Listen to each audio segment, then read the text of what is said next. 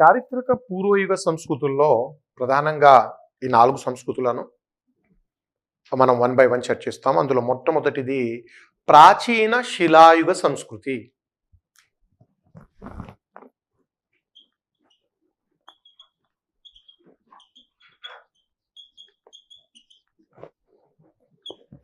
ప్రాచీన శిలాయుగము ఆ కాలం నాటి సంస్కృతిని ప్రాచీన శిలాయుగ సంస్కృతి అంటే శిలాయుగంలోనే జీవన విధానాలు వేరువేరుగా ఉండడంతో పండితులు శిలాయుగాన్ని 3 వేరువేరు సంస్కృతులుగా విభజించారు. అందులో మొదటిది ప్రాచీన శిలాయుగం.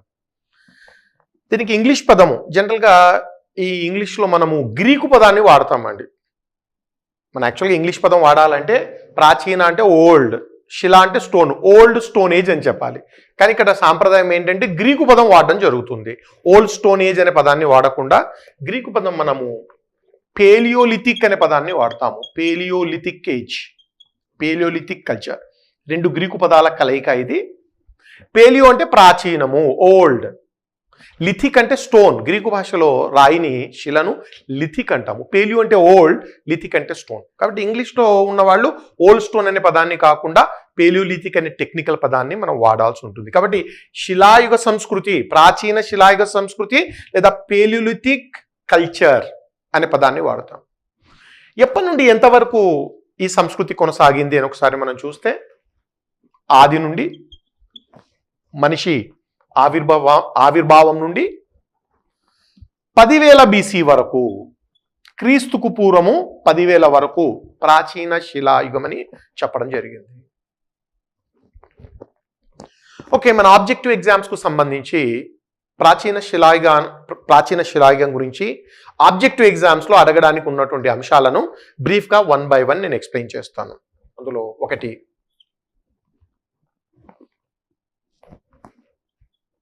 ప్రాచీన శిలాయుగానికి సంబంధించిన సైట్స్ ఎక్కడెక్కడ దొరికాయి. సైట్, యాక్చువల్గా ఈ సైట్ అనే పదము డిఫరెంట్ కంటెక్స్ట్లో డిఫరెంట్ మీనింగ్లో మనం వాడడం జరుగుతుంది. ఇప్పుడు ఫర్ ఎగ్జాంపుల్, ఈ సైట్ ఎవరిది అంటే ఈ ఆస్తి ఎవరిది, ఓ ఫలానా వ్యక్తిది ఈ సైట్, అదొక మీనింగ్ అండి. ఈ ఇన్ఫర్మేషన్ ఏ సైట్లో దొరుకుతుంది, వెబ్సైట్. ఈ రకంగా సైట్ అనేటువంటి పదానికి డిఫరెంట్ కంటెక్స్ట్లో డిఫరెంట్ ఏరియాస్లో డిఫరెంట్ మీనింగ్ ఉంటుందండి. ఇక్కడ ఆర్కియాలజీలో సైట్ అంటే ప్రాచీన వస్తువులు లభ్యమైన ప్రదేశాన్ని సైట్ అంటాము. చాలా ఇంపార్టెంట్ అండి. ఈ సైట్ అనే పదాన్ని నేను పదే పదే వాడుతూ ఉంటాను. ఆర్కియాలజికల్ సైట్ అంటే ఎక్కడైతే ప్రాచీన వస్తువులు ఉన్నాయో, ఎక్కడైతే త్రవ్వకాలు నిర్వహించి ఆ వస్తువులు బయటికి తీశారో దాన్ని సైట్ అంటాము. ఆర్కియాలజీలో ఎలా వాడతామంటే ఇండస్ వ్యాలీ సైట్ అంటాము. సింధు నాగరికత ప్రదేశాలను, Mohenjodaro is Indus valley site అంటే ఆ నాగరికతకు సంబంధించిన సైట్. ఇది పేలియోలిథిక్ సైట్ అంటే ప్రాచీన శిలాయుగ సంస్కృతికి సంబంధించింది. ఇది ఆర్యన్ సైట్, ఆర్యులకు సంబంధించింది. ఇది మౌర్యన్ సైట్ అంటే మౌర్యులకు సంబంధించిన ప్రదేశము. సైట్ అనే పదాన్ని మనం వాడతామండి. కాబట్టి ఈ పేలియోలిథిక్ సైట్స్, ప్రాచీన శిలాయుగము భారతదేశంలో ఎక్కడెక్కడ లభ్యమైంది, ఆ ప్రాంతాలేంటి చర్చించడము అసాధ్యము. ఎందుకు అసాధ్యం అంటే వేల కొలది సైట్స్ ఉన్నాయండి. కాశ్మీర్ నుండి కన్యాకుమారి వరకు భారతదేశంలో అన్ని రాష్ట్రాల్లో అన్ని జిల్లాల్లో ప్రాచీన శిలాయుగ పనిముట్లు దొరికాయి. తెలంగాణలోని అన్ని జిల్లాలు, ఆంధ్రప్రదేశ్లోని అన్ని జిల్లాలు, మీ ఇష్టం ఏ జిల్లాకైనా వెళ్ళండి, ప్రాచీన శిలాయుగ పనిముట్లు దొరికింటాయి అక్కడ. కాబట్టి ఆ మల్టిప్లిసిటీ వల్ల మనం సైట్స్ చర్చించలేము. వేలు కాదండి, వేలు, ఓ 10-20 వేల సైట్లు ఉండొచ్చేమోండి టోటల్గా. సాధ్యం కాదు. అందుకనే ఈ సైట్స్ అనే పాయింట్లో మనం చర్చించాల్సింది భారతదేశంలో మనం కనుక్కున్న మొట్టమొదటి పేలియోలిథిక్ సైట్ ఏంటి, ప్రాచీన శిలాయుగానికి చెందిన తొలి సైట్ మనం కనుక్కున్న సైట్ ఏంటి అని ఒకసారి చూస్తే, మద్రాస్ సమీపంలో పల్లవరం నియర్ చెన్నైకు సమీపంలో పల్లవరం అనే ఊర్లో మనకు ప్రాచీన శిలాయుగపు పనిముట్లు మొట్టమొదటిసారిగా ఇక్కడ దొరికాయండి. ఈ సైట్ను 1863లో రాబర్ట్ బ్రూస్ ఫూటే అనే ఆంగ్లేయ పురావస్తు శాస్త్రవేత్త వెలికి తీశాడండి. త్రవ్వకాలు జరిపింది ఈ వ్యక్తి. చాలా ఇంపార్టెంట్ అండి, ఈ పాయింట్ చాలా ఇంపార్టెంట్ మనకు. ఇక్కడ 3 పాయింట్స్ మీరు గుర్తుపెట్టుకోవాల్సినటువంటిది. మన దేశంలో మొట్టమొదటి ప్రాచీన శిలాయుగ ప్రాంతము అంటే మన కనుక్కున్న సైట్ తొలి సైట్ పల్లవరం, మద్రాస్ అంటే తమిళనాడు, నేను చెప్పాల్సిన అవసరం లేదు, మద్రాస్ దగ్గర ఉంటుంది, చెన్నై దగ్గర. సంవత్సరం 1863. దాన్ని కనుక్కున్నటువంటి పురావస్తు శాస్త్రవేత్త పేరు రాబర్ట్ బ్రూస్ ఫూటే. యాక్చువల్గా గతాన్ని అధ్యయనం చేయాలి, శాస్త్రీయంగా అధ్యయనం చేయాలి అనేటువంటి భావనను మనకిచ్చింది ఎవరంటే ఆంగ్లేయులే అండి. ఆంగ్లేయులు మనకి ఎంత చెడు చేశారో అంత మేలు కూడా చేశారండి. ఒకవైపు చరిత్రను, ఒకవైపు పురావస్తు శాస్త్రాన్ని డెవలప్ చేసి మన గతాన్ని అద్భుతంగా నిర్మించారు. మన చరిత్రను మనం చదవలేదండి, ఆంగ్లేయులు చదివి బాబు మీ చరిత్ర చాలా మహోన్నతంగా ఉందని మనకు తెలియజేశారు. ఆంగ్లేయులు రాకముందు మౌర్యులు ఎవరో తెలియదు, గుప్తులు ఎవరో తెలియదండి, మనకు శాతవాహనులు తెలియదు, విజయనగర రాజులు తెలియదు. ఈ మొత్తం చరిత్రను చాలా సిస్టమేటిక్గా గతాన్ని అధ్యయనం చేసింది ఆంగ్లేయులే. కాబట్టి వాళ్ళు ఆర్కియాలజీని డెవలప్ చేశారు, హిస్టరీని కూడా డెవలప్ చేశారు. 1861లో అంటే ఈ సైట్ కనుక్కుంది 1863లో అండి. అంతకంటే ముందే 1861లోనే ఆంగ్లేయులు ఆర్కియాలజికల్ సర్వే ఆఫ్ ఇండియాను స్థాపించారు. మన తెలుగులో అయితే సింపుల్గా పురావస్తు శాఖ అంటామండి. ఆర్కియాలజికల్ సర్వే ఆఫ్ ఇండియా ఈ రోజు కూడా ఈ పురావస్తుకు సంబంధించినటువంటి శాఖ ఈ ఆర్కియాలజికల్ సర్వే ఆఫ్ ఇండియా 1861లో ఆఫ్ ఇండియా ఏ సంవత్సరంలో ప్రారంభమైంది? 1861లో. దీని తొలి డైరెక్టర్ జనరల్ ఎవరు? Alexander Cunningham. So Alexander Cunningham తొలి డైరెక్టర్ జనరల్ గా ఈ పురావస్తు శాఖను స్థాపించడం జరిగింది. So archaeological survey of India 1861లో స్థాపించబడింది. అలెగ్జాండర్ కన్నింగ్హామ్ దీని తొలి డైరెక్టర్ జనరల్ అండి. ఈయన గారు ఉన్నంత వరకు పురావస్తు శాఖ అద్భుతంగా పనిచేసింది, బ్రహ్మాండంగా పనిచేసింది. అలెగ్జాండర్ కన్నింగ్హామ్ తర్వాత తీవ్రమైనటువంటి నిర్లక్ష్యానికి గురైంది. ఒక మాటలో చెప్పాలంటే ఆర్కియాలజికల్ సర్వే ఆఫ్ ఇండియా కనుమరుగైందండి కన్నింగ్హామ్ తర్వాత. ఎవరు పట్టించుకోలేదు. ఆ తర్వాత వచ్చిన ఆంగ్లేయ పాలకులు పురావస్తు శాఖను వదిలేశారు. సో ఆయన తర్వాత కనుమరుగైంది అది. తర్వాత కొన్ని దశాబ్దాల తర్వాత 1904లో లార్డ్ కర్జన్ అనే గవర్నర్ జనరల్, ఇతనికి చరిత్ర అన్న పురావస్తు శాఖ అన్న చాలా ఇష్టం అండి. గవర్నర్ జనరల్ లార్డ్ కర్జన్, వీళ్ళ పేర్లన్నీ కూడా మన ఆధునిక చరిత్రలో మళ్ళీ ఒకసారి చర్చించబోతున్నాము. ఈ లార్డ్ కర్జన్ అనేవాడు 1904లో పురావస్తు శాఖను పునరుద్ధరించాడండి. రివైవింగ్ అంటాం, పునరుద్ధరణ అంటే ఆల్రెడీ ఉండి అంతరిస్తే మళ్ళీ దాన్ని వెలుగులోకి తెచ్చింది ఎవడంటే లార్డ్ కర్జన్. ఈ పాయింట్ మనకు చాలా ఎగ్జామ్స్లో, మీ గ్రూప్ 2 ఎగ్జామ్స్లో కానీ సబ్ ఇన్స్పెక్టర్ ఎగ్జామ్స్లో కానివ్వండి, లార్డ్ కర్జన్ పురావస్తు శాఖ పైన ప్రశ్నలు అడిగాడు, అడుగుతూ ఉంటాడు. సో 1904లో ఇతను స్థాపించాడని చెప్పడం లేదు నేను, ఇతను పునరుద్ధరించాడండి. ఆ డిపార్ట్మెంట్ను తిరిగి పునరుద్ధరించాడు. ఆర్కియాలజికల్ సర్వే ఆఫ్ ఇండియాను జాన్ మార్షల్ డైరెక్టర్ జనరల్గా నియమించాడు. ఇతను జాన్ మార్షల్, ఈయన మహానుభావుడు అండి ఈ జాన్ మార్షల్. లార్డ్ కర్జన్ 1904లో ఈ జాన్ మార్షల్ను పురావస్తు శాఖకు డైరెక్టర్ జనరల్గా నియమించాడు. ఈయన పేరు నేను ఇంకా కొంత నెక్స్ట్ చాప్టర్లో కూడా చర్చిస్తాను, సింధు నాగరికతలో. ఎందుకంటే ఈయన గారు శాఖాధిపతిగా ఉన్నప్పుడే, పురావస్తు శాఖాధిపతిగా ఉన్నప్పుడే సింధు నాగరికత బయలుపడింది. అంటే సింధు నాగరికతను కనుక్కోవడంలో ఈయన పాత్ర చాలా గొప్పది. ఈయన ఆధ్వర్యంలోనే సింధు నాగరికత మనకు బయటపడింది. కాబట్టి కాంట్రిబ్యూషన్, జాన్ మార్షల్ కాంట్రిబ్యూషన్ చాలా ఎక్కువగా ఉంటుంది. సో కర్జన్ 1904లో పురావస్తు శాఖను స్థాపించి స్థాపించి కాదండి పునరుద్ధరించి ఇతని జాన్ మార్షల్ను డైరెక్టర్ జనరల్గా నియమించడం జరిగింది. ఇప్పుడు పురావస్తు శాఖ ఆధ్వర్యంలోనే ఈ త్రవ్వకాలు ఇవన్నీ జరుగుతూ ఉంటాయి. కాబట్టి ఇక్కడ పాయింట్ ఏంటంటే మనం సైట్స్ను, ప్రాచీన శిలాయుగానికి చెందిన సైట్స్ మనం చర్చించలేము, ఎందుకంటే వేల కొలది సైట్స్ ఉన్నాయి. కాబట్టి మొదటి సైట్ పల్లవరము 1863లో దీన్ని రాబర్ట్ బ్రూస్ ఫూటే అనేవాడు కనుక్కోవడం జరిగింది. ఇది నేను ప్రాచీన శిలాయుగానికి సంబంధించిన తొలి పాయింట్ అండి నేను సైట్స్ గురించి. నెక్స్ట్, ఆ కాలం నాటి మానవుడు ఉపయోగించిన పనిముట్లు ఎలాంటివి? లోహాలు తెలియదండి, శిలాయుగం అంటేనే లోహాలు తెలియని కాలం. మరి ఏ రకమైన పనిముట్లు వాడాడు? టూల్స్, ఆయుధాలు. రకరకాల పనిముట్లు వాడాడు. ఇంతవరకు మనకు పోటీ పరీక్షల్లో ఎక్కడ పనిముట్ల పైన ప్రశ్న అడగలేదు. కానీ మనకు అడిగిన ప్రశ్న ప్రీవియస్ ఇయర్స్లో మనకు అడిగిన ప్రశ్న ఏంటంటే ఆ పనిముట్లు ఏ శిలతో తయారు చేసుకున్నాడు. విశేషం ఏంటంటే భారతదేశం అంతా ప్రాచీన శిలాయుగానికి చెందిన మానవుడు ఒక టిపికల్ రాయి, ఒకే రకమైన రాయిని వాడాడండి. క్వార్టజైట్ అనే రాయితో పనిముట్లు తయారు చేసుకున్నాడండి. క్వార్టజైట్. ఇప్పుడు యాక్చువల్గా దీని తెలుగు పదం ఇవ్వాలంటే ఇవ్వచ్చండి నేను. స్ఫటిక శిల అంటారు. ఇంతకుముందు 1-2 పరీక్షల్లో ప్రీవియస్ ఇయర్స్లో మనకి ఈ ప్రశ్న అడిగాడు క్వార్టజైట్ పైన. వాడు తెలుగులో క్వార్టజైట్ అన్నాడు, ఇంగ్లీష్లో కూడా క్వార్టజైట్ అన్నాడు. ఇంగ్లీష్లో కూడా క్వార్టజైట్ అన్నాడు. అలాంటప్పుడు మీరు తెలుగు మీడియం స్టూడెంట్స్ స్ఫటిక శిల అని నేర్చుకొని పోయారనుకోండి, అంతే సంగతులు. అందుకనే నేను టెక్నికల్ పదాలు తెలుగును పక్కన పెట్టి ఇంగ్లీష్లోనే ఇస్తుంటాను. అందుకని స్ఫటిక శిల అనే పదాన్ని నేను ఇక్కడ వాడను. క్వార్టజైట్. ఒకవేళ స్ఫటిక శిల అని ఇచ్చాడు అనుకోండి, మీకు తెలియదు, ఇంగ్లీష్ చూడండి, సింపుల్గా ఇంగ్లీష్ చూస్తే క్వార్టజైట్ అని ఉంటుంది, ఇబ్బంది లేదు. కాబట్టి ఇంగ్లీష్ వర్డ్ చాలా సేఫ్గా ఉంటుంది. తెలుగు పదము ఇష్టమైతే తీసుకోండి, లేకుంటే వదిలేయండి, అక్కర్లేదు. ఏ రకమైన పనిముట్లు ఈ క్వార్టజైట్ అనే రాయితో ఏ రకమైన పనిముట్లు వాడాడంటే, ఏ రకమైన పనిముట్లు తయారు చేసుకున్నాడు?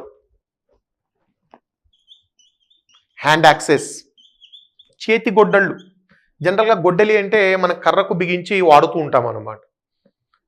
ఇప్పుడు ఆనాటి మానవుడు ఉపయోగించినటువంటి రాతి గొడ్డలి చేత్తోనే, 2 చేతులతో తీసుకుని ఒక 5-6 కేజీల బండరాయి అండి ఇది, తీసుకెళ్ళి జంతువులను వేటాడేవాడు. హ్యాండ్ యాక్స్ అంటాం మనము, చేతి గొడ్డలి.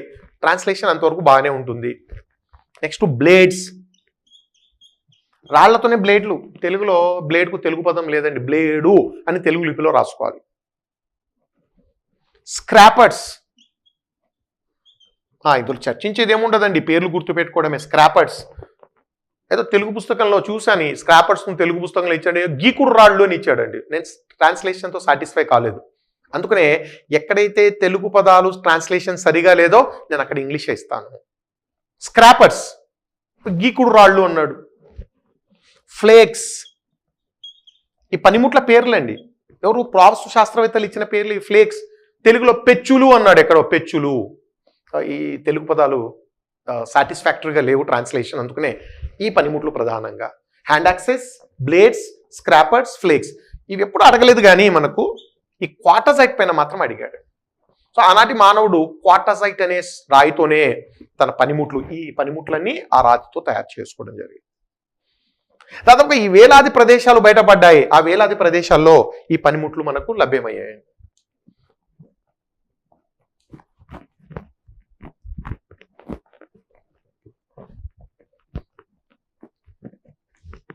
నెక్స్ట్ వాటి జీవనోపాధి ఎలా ఉండేది?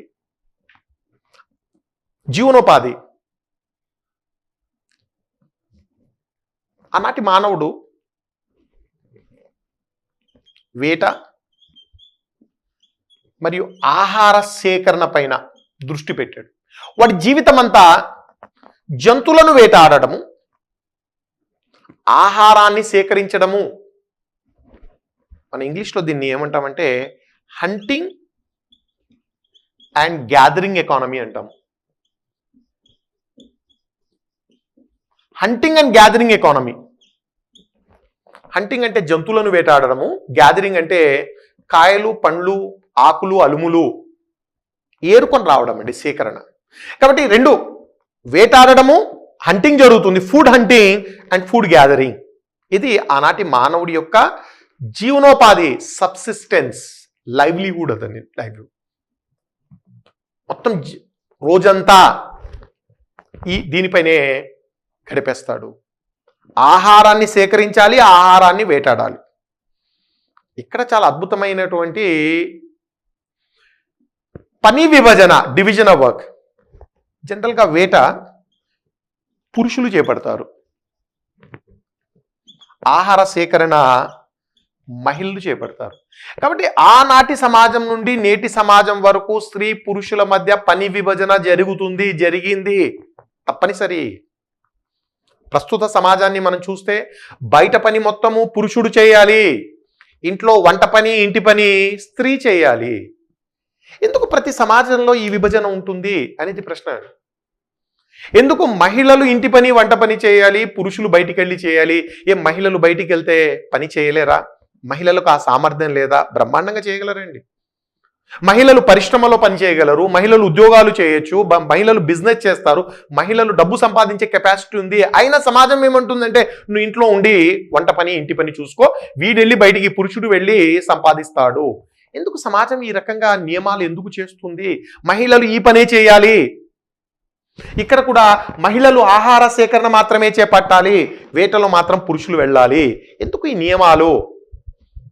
ఈ నియమాలు తప్పనిసరి అండి. కొన్ని పరిస్థితుల వల్ల ప్రతి సమాజం కూడా ఇలాంటి నియమాలు చేపట్టక తప్పదు. ప్రకృతి స్త్రీ పైన కొన్ని సహజమైన ఆంక్షలు విధించిందండి. ఏంటి సహజమైన ఆంక్షలు? స్త్రీ పైన ప్రకృతి విధించిన ఆంక్షలు. మహిళకు ప్రకృతి ఇచ్చినటువంటి ఒక ముఖ్యమైన విధి ఏంటంటే పిల్లల్ని కని పెంచేటువంటి బాధ్యత పురుషుడిది కాదు, స్త్రీ. 9 ఏళ్ళు తల్లి శిశువును గర్భంలో మోయాలి, 2 ఏళ్ళు శంఖలో మోయాలి, ఆ తర్వాత మళ్ళీ గర్భం ధరించాలి, మళ్ళీ పిల్లవాడిని పెంచాలి, పోషించాలి, పాలివ్వాలి. ఈ బాధ్యత వల్ల మహిళలకు ఉన్నటువంటి కొంత కెపాసిటీ అణిచివేయబడుతుంది.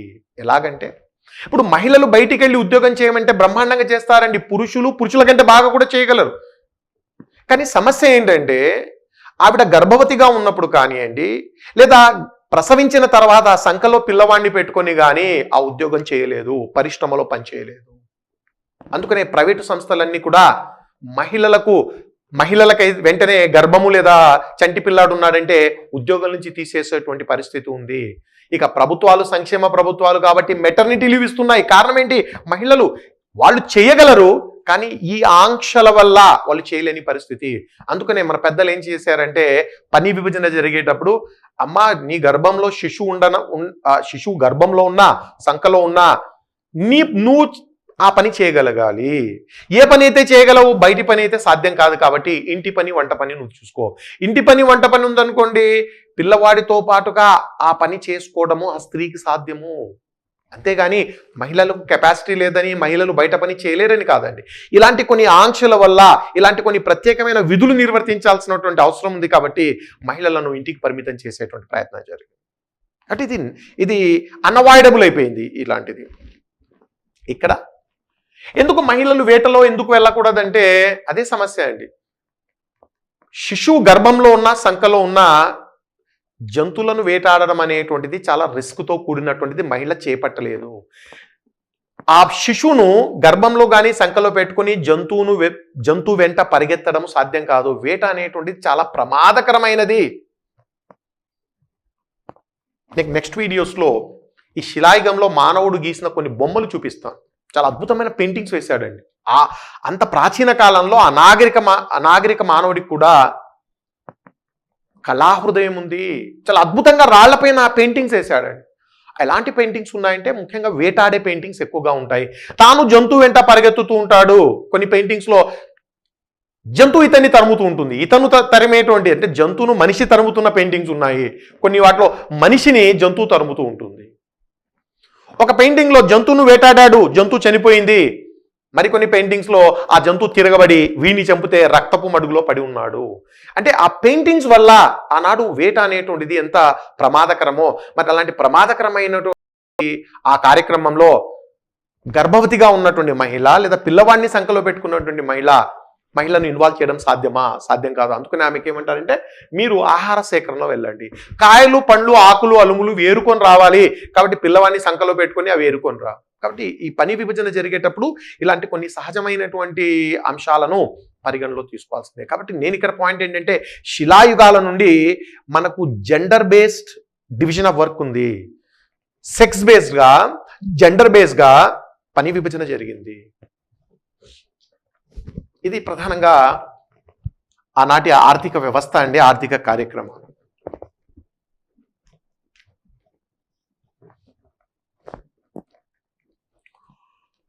ఇంకా ఆనాటి ప్రజలు, ప్రాచీన శిలాయుగం నాటి ప్రజలు జట్లుగా జీవిస్తూ సంచార జీవితం చేశారు. వాళ్ళ సంస్కృతి చర్చిస్తున్నాం మనము. ప్రాచీన శిలాయుగ మానవుడి జీవన విధానం. జట్లుగా జీవిస్తూ సంచార జీవితాన్ని చేస్తున్నాడు. సంచార జీవితం అంటే నిరంతరంగా ఒక ప్రాంతం నుండి ఇంకొక ప్రాంతానికి వెళ్తూనే ఉంటాడు. జట్లుగా జీవిస్తున్నాడు. జట్టు అంటే ఏంటి? జట్టు అంటే జనరల్గా గ్రూప్ అంటారు. No, a small group is called band. ఇంగ్లీష్లో అయితే బ్యాండ్ అంటాం. జట్టు అంటే ఇంగ్లీష్లో బ్యాండ్, తెలుగులో జట్టు అంటాం. చాలా చిన్న గ్రూప్ అండి. అన్ని గ్రూపులు ఇప్పుడు 500 మంది కూర్చొని ఒక గ్రూప్గా కూర్చొని మేము ఒక జట్టు అంటే కుదరదు. జట్టు అంటే 10, 12, 15, మ్యాక్సిమం 20, దాన్ని జట్టు అంటాం. క్రికెట్ జట్టు ఎన్ని వందల మంది ఉంటారు? క్రికెట్ జట్టులో ఉంటారా? 100, 11 మంది. జట్టు అంటేనే a small group is called band. ఇంగ్లీష్లో బ్యాండ్ అంటాము, తెలుగులో జట్టు. ఒక బాగా పెద్ద పెళ్ళండి, బాగా గ్రాండ్గా పెళ్లి జరుగుతుంది. దాంట్లో బ్యాండ్, మ్యూజిక్ బ్యాండ్ను ఎంగేజ్ చేయాలి. హైదరాబాద్ సిటీలో ఉన్న అన్నిటికంటే పెద్ద బ్యాండ్ ఎంగేజ్ చేసాము. పెద్ద బ్యాండ్ అని ఎంతమంది ఉంటారు? 20 మంది ఉంటారు, అంతకంటే ఎక్కువ ఉంటారు. అనేటువంటిది ఒక చిన్న గ్రూపు. అంటే ప్రజలు జట్లుగా జీవించారు. గ్రూపులు 10 మంది, 15 మంది. అది కూడా ఏంటి? నిరంతర సంచార జీవితము, నొమాడిక్ లైఫ్. కాశ్మీర్ నుండి బయలుదేరతారు, అలా నిరంతరంగా సంచార జీవితం చేస్తూ కన్యాకుమారి వరకు వస్తారు. కన్యాకుమారి నుంచి మళ్ళీ వెనక్కి బయలుదేరతారు. నిరంతర ప్రయాణము.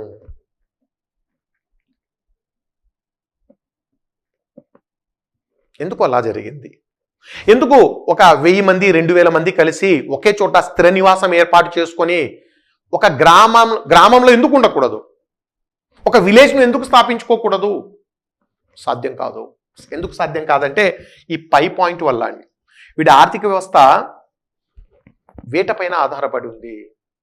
హంటింగ్ ఎకానమీ అన్నిటికంటే అత్యంత బలహీనమైన ఆర్థిక వ్యవస్థ. 1000 మంది ఒకే చోట ఉంటే అంతమందికి తిండి లభ్యం కాదు. ఇప్పుడు మన గ్రామంలో, ఇప్పుడు మీ గ్రామంలో, మీరు ఒక గ్రామంలో ఉన్నారండి, 2000 మంది మీ గ్రామ జనాభా. హైదరాబాద్లో 1 కోటి మంది అండి జనాభా, 1 crore జనాభా. ఎందుకు ఇక్కడ 2000 మందే ఉన్నారు? ఎందుకు ఇక్కడ 1 కోటి మంది ఉన్నారంటే జీవనోపాధి అవకాశాలు. హైదరాబాద్ ఆర్థిక వ్యవస్థ ఎంత డైవర్సిఫైడ్గా, ఎంత బలంగా ఉందంటే 1 కోటి మందికి జీవనోపాధి ఆహారాన్ని సమకూర్చగలుగుతుంది. గ్రామీణ ఆర్థిక వ్యవస్థ, బలహీన ఆర్థిక వ్యవస్థ 2000 దాటితే పస్తు ఉండాలి, అక్కడ యాక్టివిటీస్ లేవు. కాబట్టి సైజ్ ఆఫ్ సెటిల్మెంట్, ఒక ఊరు, ఒక సమూహం యొక్క సైజ్ అనేటువంటిది ఆర్థిక వ్యవస్థ పైన ఆధారపడి ఉంటుంది.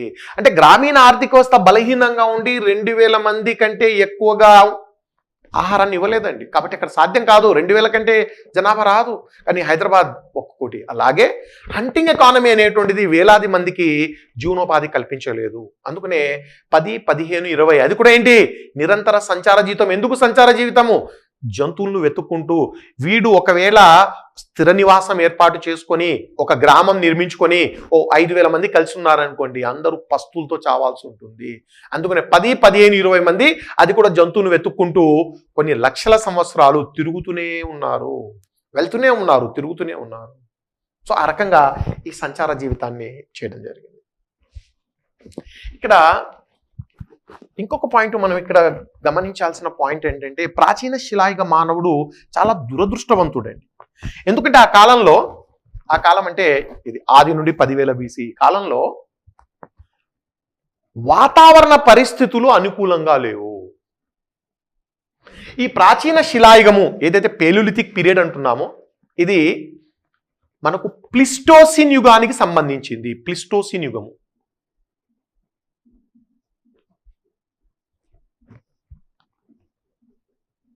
ప్లిస్టోసిన్ యాక్చువల్గా జాగ్రఫీకి సంబంధించిన యుగం అండి ఇది. ప్లిస్టోసిన్ అనేటువంటిది జాగ్రఫీలో ఉంటుంది. ఇది ప్లిస్టోసిన్ అనేటువంటిది. ఇంకా ఖచ్చితంగా తెలుగులో దీన్ని చెప్పాలంటే మంచు యుగము.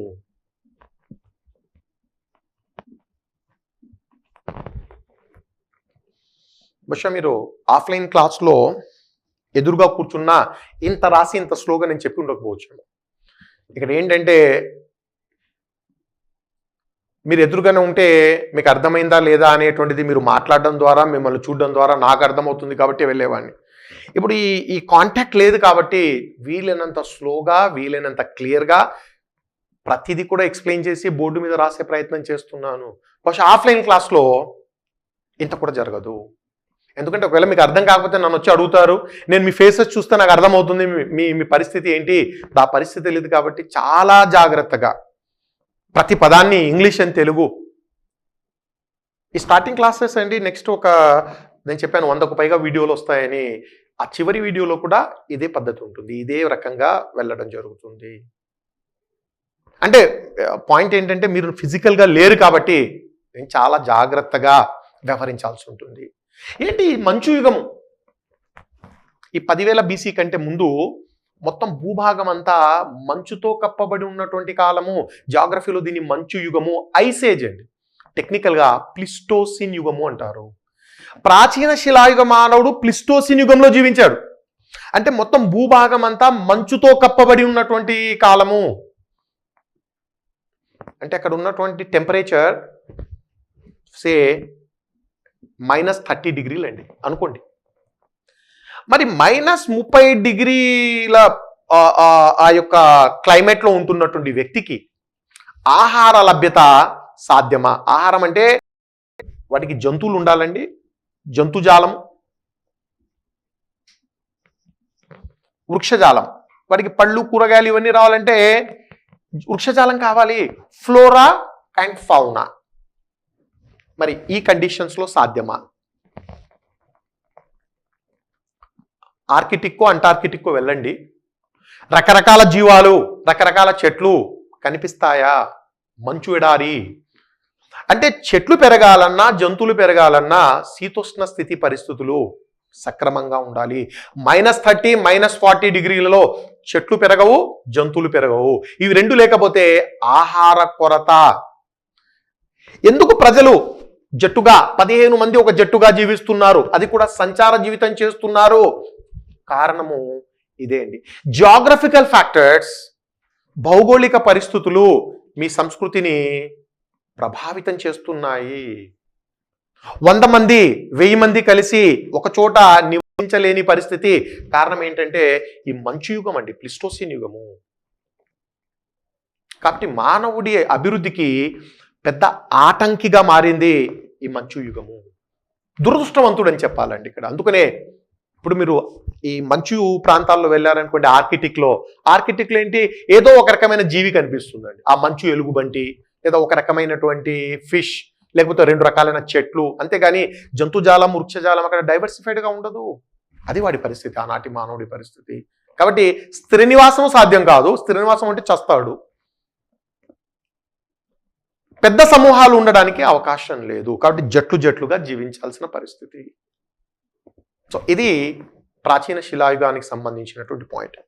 ఇక్కడ మోస్ట్ ఇంపార్టెంట్ డెవలప్మెంట్, ఇక్కడ చాలా ముఖ్యమైనటువంటిది ఏంటంటే కొన్ని లక్షల సంవత్సరాలు మనిషి ఈ ప్రాచీన శిలాయుగంలో గడిపేశాడండి. ఇంట్రెస్టింగ్ పాయింట్ అంటే 10,000 BCలో, అంటే ఆల్మోస్ట్ మీకు ప్రాచీన శిలాయుగము ముగుస్తున్నటువంటి సమయంలో 2 ముఖ్యమైన డెవలప్మెంట్స్ ఇక్కడ కనిపిస్తాయి. Very very important. ఇక్కడ నుంచి మనకు ఆబ్జెక్టివ్ ఎగ్జామ్స్లో ప్రశ్న అడిగే అవకాశం కూడా ఉంది. 2 అత్యంత ముఖ్యమైన పరిణామాలు, మోస్ట్ ఇంపార్టెంట్ డెవలప్మెంట్స్ ప్రాచీన శిలాయుగంలోని చివరి దశలో 10,000 BCలో జరిగాయి. ఒకటి, ప్లిస్టోసిన్ యుగము అంతమై హోలోసిన్ యుగం ప్రారంభమైంది. Very very important development. ఈ పదాలన్నీ జాగ్రఫీకి సంబంధించినవి. ప్లిస్టోసిన్, హోలోసిన్. ప్లిస్టోసిన్ అంటే మంచు యుగం అండి. హోలోసిన్ అంటే ఇప్పుడు మనమున్న కాలాన్ని జాగ్రఫీలో హోలోసిన్ యుగం అంటాం. ఇప్పుడు మనమున్న కాలం.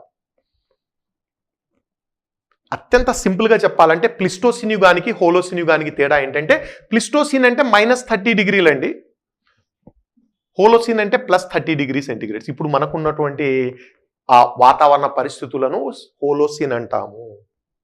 ఏం జరిగింది ఇక్కడ? భూగోళము వేడెక్కింది. దీన్నే మనం ఇంగ్లీష్లో గ్లోబల్ వార్మింగ్ అంటాము.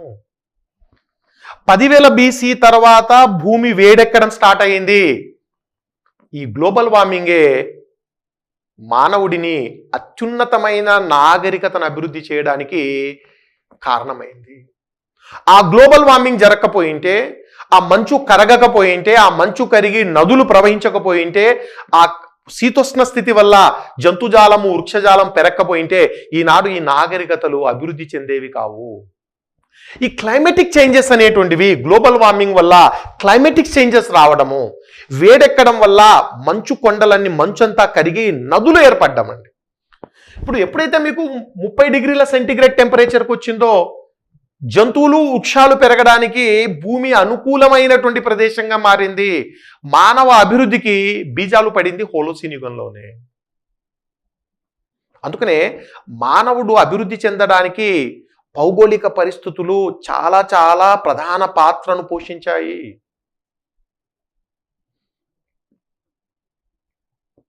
కాబట్టి ప్రాచీన శిలాయుగపు చివర్లో ఈ అద్భుతమైనటువంటి డెవలప్మెంట్ హోలోసీన్ యుగం రావడం. ఇప్పుడు సంస్కృతంలో ఒక సామెత ఉందండి, అతి సర్వత్రా వర్జ్యతే. అర్థం ఏంటి? అతి అనేది అన్నిట్లో కూడా చాలా ప్రమాదకరమైనది. అతి ఎందులో అతి ఉండకూడదు. ఇప్పుడు గ్లోబల్ వార్మింగ్ వల్ల మానవ జాతి ఎంతో అభివృద్ధి సాధించింది. ఈ ప్రగతి అంతా కూడా గ్లోబల్ వార్మింగ్ వల్లే జరిగింది. ఇప్పుడు ఆ గ్లోబల్ వార్మింగ్ హద్దులు దాటి మానవాళిని నాశనం చేసే దిశగా వెళ్తుంది. అతి సర్వత్రా వర్జ్యతే, అతి ఉండకూడదు. ఇప్పుడు +30 డిగ్రీలు బాగానే ఉందండి, మంచిగానే డెవలప్మెంట్ ఉంది. +50 డిగ్రీలకు వెళ్తే సర్వనాశనము. మీకు తెలుసు ఏం జరగబోతుంది గ్లోబల్ వార్మింగ్ వల్ల. ఏ రకంగా సముద్రపు మట్టం పెరిగి తీర ప్రాంతాలన్నీ రాబోయే రోజుల్లో సముద్ర గర్భంలో కలిసేటువంటి ప్రమాదం ఉంది. ఆల్రెడీ కొన్ని దీవులు అదృశ్యమైపోతున్నాయి, సముద్రంలో వెళ్ళిపోతున్నాయి. మానవ తప్పిదాల వల్ల పర్యావరణ సమతౌల్యం దెబ్బతిని గ్లోబల్ వార్మింగ్ మరింత పెరిగి, ఏ గ్లోబల్ వార్మింగ్ అయితే మన అభివృద్ధికి కారణమైందో అదే గ్లోబల్ వార్మింగ్ హద్దులు దాటి మనల్ని సర్వనాశనం చేసే దిశగా తీసుకెళ్తుంది. ఈ మధ్య ఒక డిస్కవరీ ఛానల్లో ఓ ప్రోగ్రామ్ చూశాను గ్లోబల్ వార్మింగ్ పైన. బంగ్లాదేశ్లో తీశారండి ప్రోగ్రామ్. బంగ్లాదేశ్లో చిన్న చిన్న దీవులు మునిగిపోతున్నాయి సముద్ర మట్టం పెరిగి. అంటే గ్లోబల్ వార్మింగ్ వల్ల ఈ పోలార్ రీజన్స్లో ఐస్ కరిగి, ఈ మంచు కరిగి, సముద్రము మట్టం పెరిగి దీవులు స్లోగా వెళ్ళిపోతున్నాయి. ఒక దీవిలో ఒక 90 ఏళ్ల 80 ఏళ్ల ఒక వయోవృద్ధుణ్ణి ఇంటర్వ్యూ చేస్తున్నాడు అతను. ఏంటండి మీ దీవి ఆల్రెడీ మునిగిపోతుంది కదా, ఏంటి ఏమంటారని ఆ జర్నలిస్ట్ మాట్లాడుతున్నాడు. ఆ 90 ఏళ్ళు 80 ఏళ్ల ముసలివాడు అలా వేలు చూపించి సముద్రం వైపు చూపిస్తున్నాడు. సార్ నేను చిన్న పిల్లవాడిగా ఉన్నప్పుడు బాల్యంలో మా తండ్రి గారు మా తాతగారు నన్ను అక్కడ తీసుకెళ్ళి, మా ఇల్లు అక్కడ ఉండేది, మా పొలం అక్కడ ఉండేది, మా పొలము మా ఇల్లు అక్కడ ఉండేది, ఈనాడు సముద్రం ముందుకు వచ్చేసింది. ఇప్పుడు కొద్ది ప్రాంతమే మిగిలింది. అంటే ఆ మొత్తం ఐలాండ్ అంతా కూడా రాబోయే 20-30 ఏళ్లలో మునిగిపోతుంది. అంటే సముద్రం వైపు వేలు చూపించి నా పొలము నా ఇల్లు అక్కడ ఉండేదని అతను చెప్తున్నాడు. ఎవడో పాపం చేస్తున్నాడండి. అభివృద్ధి చెందిన దేశాలు పారిశ్రామిక రంగాన్ని అభివృద్ధి చేసి ఆ ఫలాలు వాళ్ళు తిని పర్యావరణాన్ని సర్వనాశనం చేస్తే దాని పర్యవసనము లేకపోతే దాని యొక్క ఫలితాలు ఎవడు అనుభవిస్తున్నాడంటే ఈ పేదవాడు అనుభవిస్తున్నాడండి. లాభాలేమో ఒకడు ఎంజాయ్ చేస్తున్నాడు, దాని ఫలితాలేమో ఈ పేదవాడు అనుభవిస్తున్నాడు. చాలా భయంకరమైనటువంటి వాస్తవం. కాబట్టి సరే, అది వేరే టాపిక్ అనుకోండి, పక్కన పెట్టండి. ఈ హోలోసీన్ యుగం అనేటువంటిది చాలా అద్భుతమైనటువంటి డెవలప్మెంట్గా మనం చెప్పుకోవాలి. 10,000 BCలో వచ్చిన ప్రధాన మార్పు. ఇంకొక మార్పు నేను చెప్పాను, 2 డెవలప్మెంట్స్ ఉన్నాయి. ప్రాచీన శిలాయుగపు చివర్లో 2 వండర్ఫుల్ డెవలప్మెంట్స్. ఒకటి హోలోసీన్ యుగం రావడము, రెండవది చాలా ముఖ్యమైనటువంటిది హోమోసేపియన్ మానవుడు ఆవిర్భవించడము. హోమోసేపియన్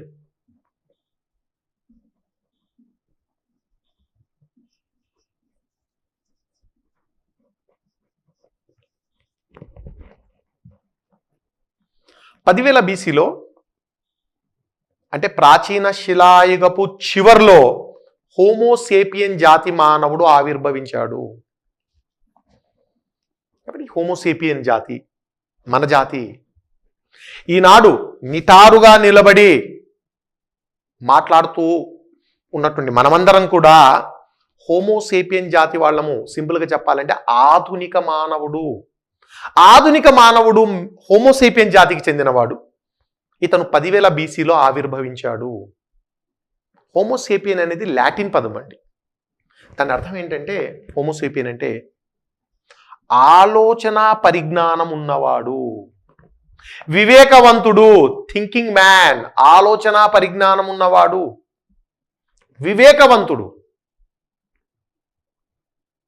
మరి homo sapien mind, man with mind is homo sapien. I repeat, man with mind. ఎవరికైతే ఆలోచన పరిజ్ఞానం ఉందో, ఎవడైతే ఆలోచన శక్తి ఉందో అతనే హోమోసేపియన్. మన జాతి అండి.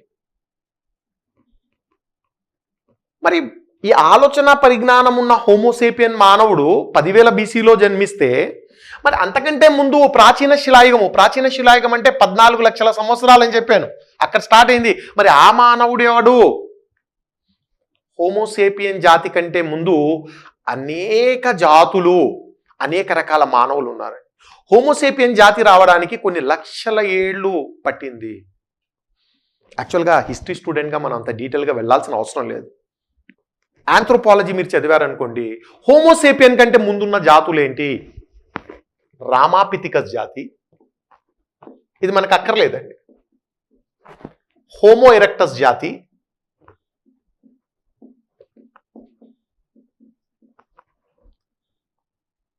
సెమీ ఎరెక్టేప్ జాతి,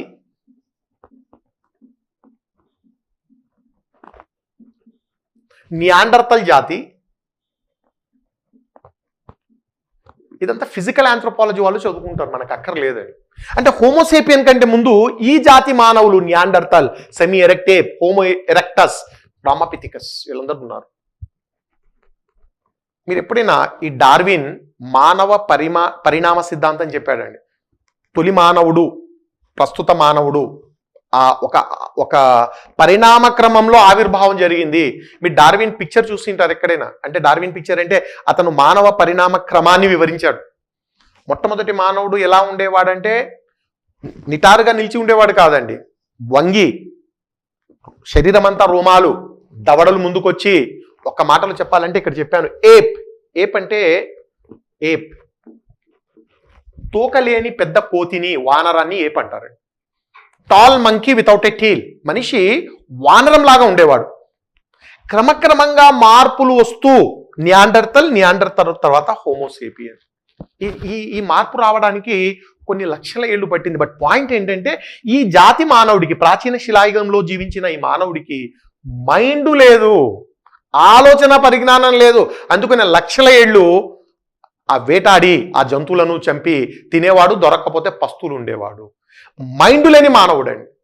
కానీ మీకు ప్రాచీన శిలాయుగపు చివరిలో అద్భుతమైన డెవలప్మెంట్ అంటే, ఒకటి ఆలోచన పరిజ్ఞానం ఉన్నటువంటి వివేకవంతుడు జన్మించాడు మానవుడు.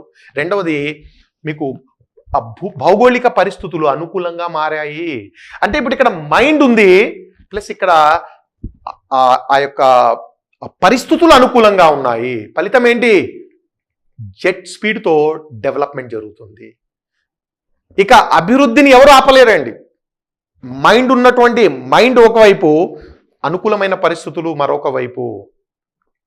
కొన్ని లక్షల ఏళ్ళు మానవుడు ఉన్న ఆ వేటలోనే గడిపేశాడు. ఇక్కడ నుంచి ఇప్పుడు 10,000 BCలో ఈ రెండు డెవలప్మెంట్స్ ఉన్నాయి.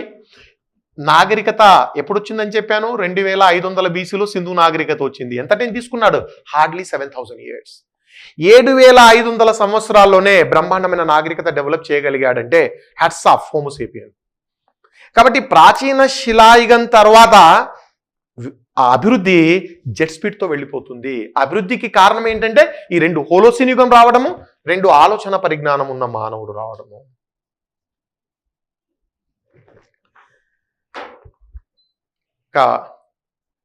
ఇవి ప్రాచీన శిలాయుగం నాటి ప్రధానమైన డెవలప్మెంట్స్ అండి. ఇప్పుడు మనకు ప్రీవియస్ ప్రశ్నలు మీరు సబ్ ఇన్స్పెక్టర్స్లో కానివ్వండి, లేదా APPSC, Telangana public service commission జనరల్గా అడుగుతున్న ప్రశ్నలు ఏంటంటే, మనకు అడిగేటువంటి ప్రశ్నలు, హోమోసేపియన్ మానవుడు ఏ కాలంలో ఆవిర్భవించాడు? ప్లీజ్ గో ఫర్ పేలిలిథిక్ ఏజ్, ప్రాచీన శిలాయుగం. 10,000 BC అంటే ప్రాచీన శిలాయుగమే. అంటే అది చివరి కాలం కావచ్చు ప్రాచీన శిలాయుగంలో. మీ ఆన్సర్ మాత్రం ప్రాచీన శిలాయుగమే ఉండాలి. రైట్ అండి. టోటల్గా మనం చర్చిస్తున్నటువంటి ప్రాచీన ఈ సంస్కృతులు, చారిత్రక పూర్వయుగ సంస్కృతులు 4 ఉన్నాయని చెప్పాను. అందులో ఒక సంస్కృతి గురించి మనం చర్చించాం. ఇక నెక్స్ట్ మనం చర్చించాల్సినటువంటి మిగతా 3 సంస్కృతులు మధ్యశిలాయుగ సంస్కృతి, నవీన శిలాయుగ సంస్కృతి, తామ్ర శిలాయుగ సంస్కృతి.